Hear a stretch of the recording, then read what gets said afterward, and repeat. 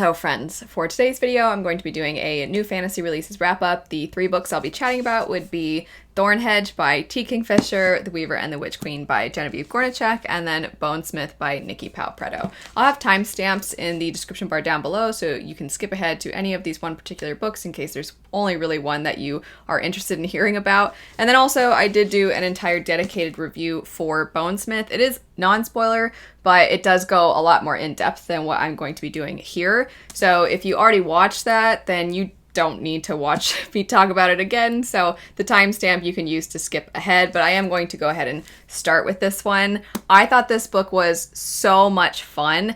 It is young adult, but I do think that it sits pretty comfortably between young adult and adult in that it has, I think, a lot of really fantastic world building that a lot of us who really like adult fantasy gravitate toward, but then it's got a lot of the fun, adventurous feels that you find in young adult. Not that you can't have those two things in either age range, but I just find that typically you find some of those in one more than the other. And because this one just had such a fantastic blend of so many different things, that's part of why I think that if you typically are a young adult reader and you're a little nervous about adult, then I would say this would be such a fun one for you. And if you're adult and you if you like adult, not if you are an adult. If you like adult fantasy and you find every now and then maybe you dip your toes in YA, this would be a good one as well. I wish that we had a more formal new adult age range, but that's a whole other topic. I would consider this book new adult, not because there's a ton of cursing and like a lot of details in the intimate scenes, because I feel like that's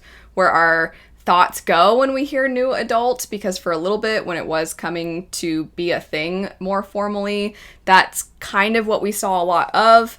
But anyway, I'm kind of hitting the age range aspect of it hard just because I do feel like there's so many people that would have a lot of fun with this book. And in general, it is fun. That would probably be my number one word to use for this book. It was so much fun. It was such a blast. So the setup for the story is that you are following Wren, and she is a bonesmith, which is an individual who comes from the House of Bones, and there are different groupings within the various different houses, and they're almost like different professions. The one that Wren is wanting to be would be a Valkyrie. They are like the warriors within the Bonesmiths, and the different houses have different abilities that are rooted in various different substances or metals or things like that. So obviously the bonesmiths have magic associated with bones, the ironsmiths with iron, goldsmiths with gold, so on and so forth.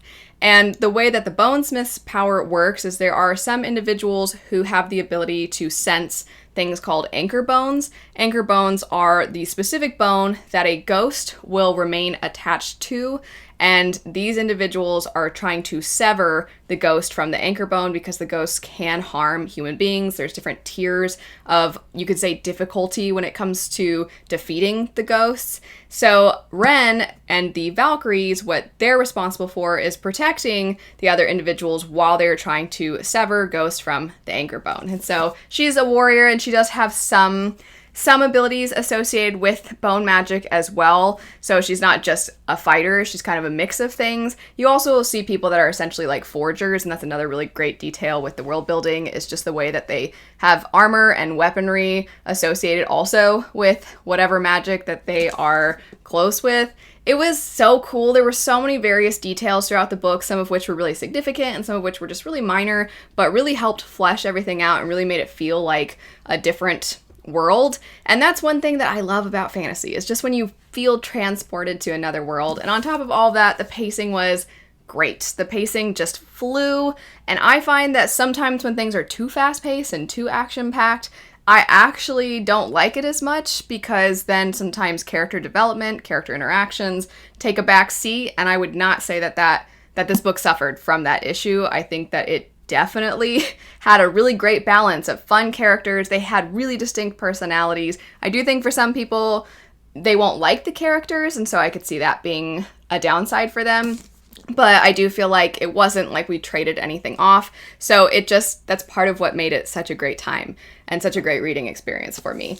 If you're wondering what the setup is, besides just the world, Ren wanting to be a Valkyrie at the very beginning of the story, she has this one final test before she can be considered one, and she ends up having something occur where another individual sabotages her, and so now, instead of being able to go on these amazing adventures she's always dreamed of, and being able to do so alongside her father, who is also a notable figure within the Bone House, she now has to have this super boring post along this wall, this border, where a war previously in her father's generation caused there to be a significant amount more ghosts and more dangerous ghosts, and this wall was put up to keep most of society safe from these ghosts, but they still have these posts along the wall so that people can be notified in case there's some kind of breach. So she's there, she's bored, she's losing her mind, and then this prince from the House of Gold comes through, and he gets up to some shenanigans, and she gets up to some shenanigans with him, and then he gets kidnapped. And she's like, this is a perfect chance to prove myself. And also, she thought he seemed like a pretty decent guy, so she's like, I should probably try to save him also. So she goes on this mission, and the person that she ends up having to ally herself with, it would seem, was one of the people responsible for the prince's kidnapping. So you kind of have the enemies that have to come together and work with each other for this common goal, because for him, this character that's introduced, he thinks that he's been betrayed by his own people. His character development is great, Ren's character development is great, their interactions are great, and then every now and then you get the prince, and his not interactions necessarily, because his POV is usually separate, but his personality surprised me. Some of what he knew, some of the information he's had, the way that he uses information. He just turned out to be a really fun character, even though he's a much more minor character than Ren. But overall, just such a good time. And also, if you are a mood reader for the seasons, if you like to read things for fall, this would be such a good one. So anyway, can't recommend it enough. I just thought it was an absolute blast. It's not necessarily giving really detailed commentary on any really serious topics in our own world or anything like that. It's just such a great time. Such a good time. I can't say it enough. Next up, we have, I'm going to go ahead and get to Thornhedge now.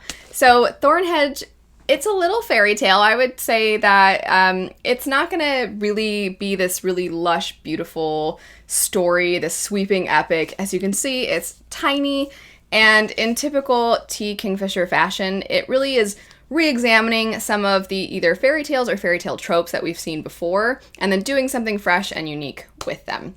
For me, it is not my favorite thing by her that I've read, but I also think that you can go into this and just read it as a twist on a fairy tale, or you can maybe have a lot of different interpretations with it. So I'm actually going to compare this strangely to a different book that came out this year called The Crane Husband, and juxtapose those two things, because that one is very obviously a metaphor for living in, if you're a child and there's domestic abuse and you are living within that home, that's what the whole story is a metaphor for. And in Thornhedge, I feel like you can just read it as there's this little being called Toadling. She was raised by the fairies, and now she is trying to uphold a curse, it would seem, on this tower. And then a knight comes along who's heard about this curse, and he's come to see about breaking it, and he meets Toadling, and she is begging him, please don't try to break this curse, and you're wondering why, what occurred, and you can just read it as sort of a twist on Sleeping Beauty, a twist on Rapunzel, and there's other little sprinkles of other probably fairy tales as well mixed in there. But I thought that one of the things it was sort of alluding to, and it's not as obvious as something like The Crane Husband, but this is my interpretation of it, is I feel very much like it was showing how much a person will hold themselves responsible for the actions of another person. And I think a lot of people will see this in friendships, in romantic relationships, sadly even sometimes parents with their adult children.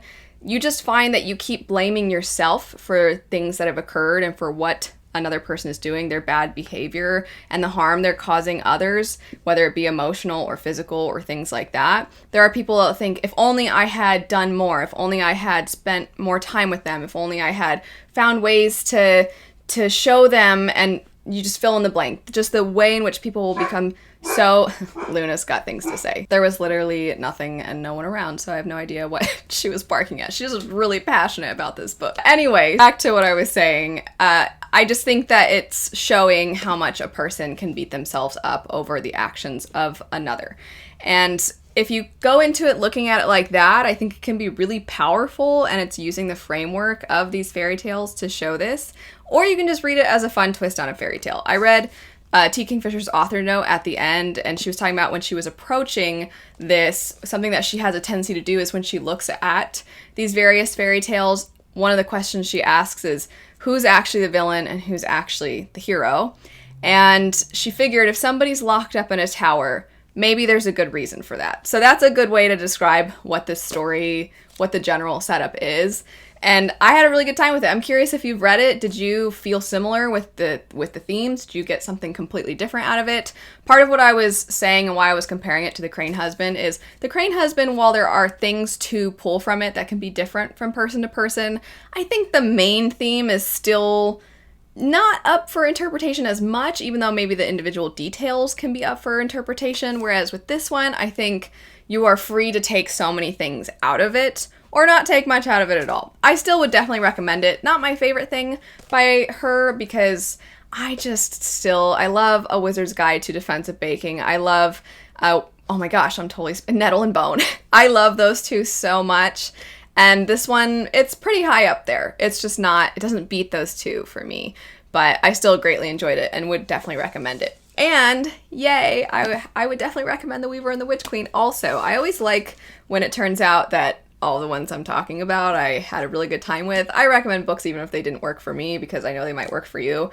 But it's nice when I can be like, no, truly, stamp of approval, this is great too.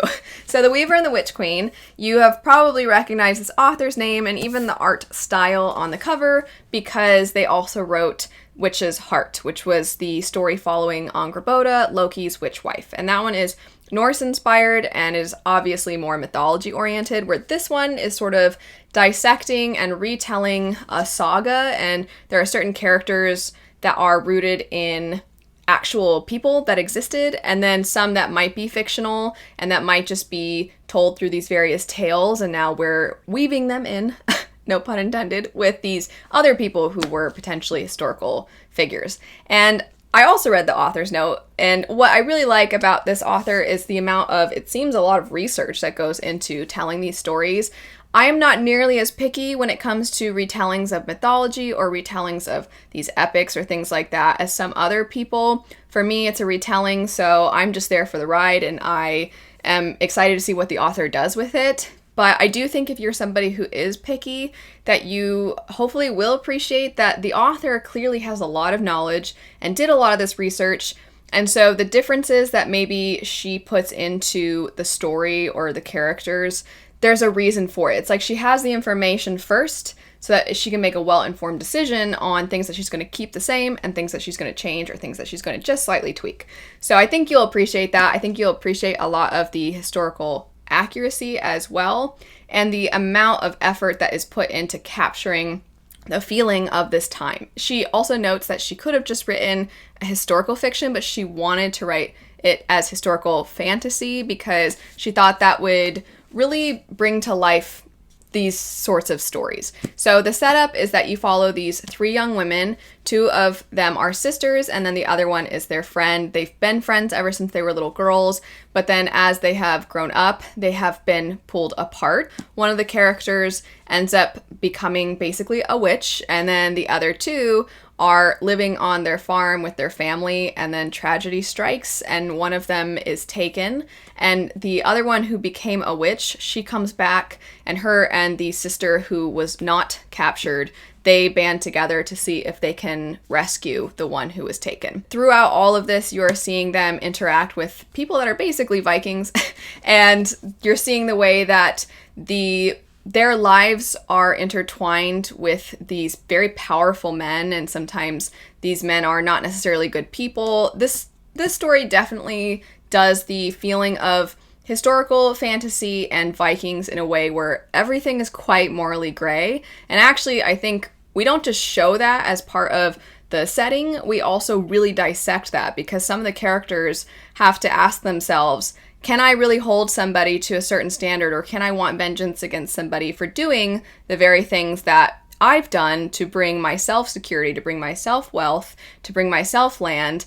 And those are the kinds of questions that I want out of historical fantasy. Those are the kinds of things that I want characters to reflect on. And one thing that kind of surprised me is I find with these sorts of stories, they have a tendency to really hit the tragedy. They're like, this is a tragedy. It's gonna be just the worst possible thing that can happen. The saddest thing that can happen is gonna just pull everybody apart, and we're gonna just have so many things over and over and over again. It's like you just feel it coming. It hits a certain point, and then it's just sadness for the rest of the book. This one, I thought, balanced out tragedy with hope.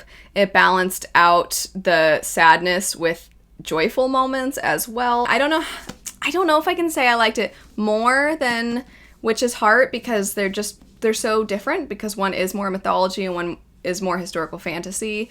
So I liked both of them quite a bit. I'll say if you liked the writing of Witch's Heart, then you'll probably like this one as well. But anyway, if you've read any of these, let me know your thoughts on them. If you're interested in them, I'll have them all linked down below. But anyway, thanks so much for watching. I hope you have a great rest of your day, and I'll see you later. Bye.